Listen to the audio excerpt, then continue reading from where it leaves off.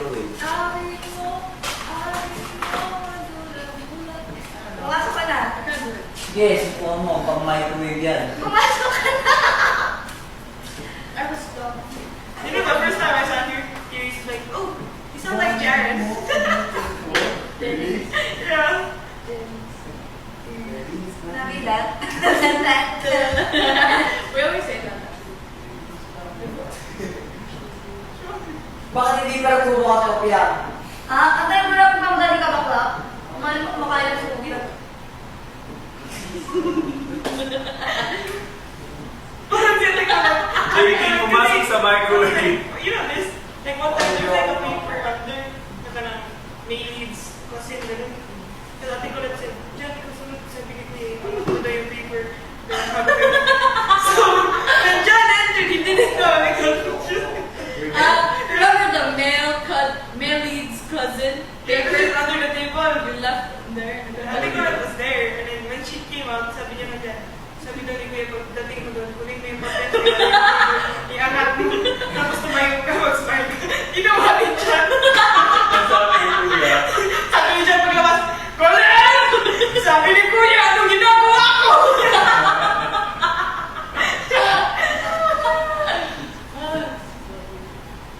Did you know that? No, I heard him say, "Come on." We're talking so hard, bro. ba't nandun ka pa, JP? Asan ba siya? Hindi ka nagbubukas yun. Antayin mo lang! Ay, nakatingin na kasi yung camera ko. Tawag ka nga ni Kuya. Magantay ka lang dyan. Ayan na nga, magantay ka. Okay, yung isa sabi ni Kuya, pumasok ka daw doon, may tatanong daw sa'yo. O, sino ba Jepe dito? Nakatingin sa'yo, ibig sabihin, ayan na! Ano? Magantay ka dyan, Paul. Ako wala ko.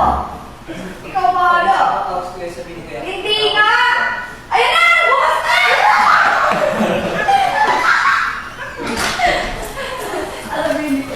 O bakit, Davey? Hindi talaga. Hindi totoo. Ano ba talaga? Hindi totoo. Ay, ano ba?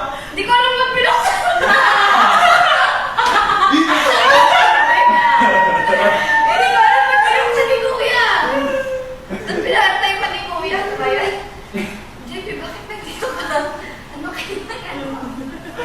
Sasabihin, salbahing kapya.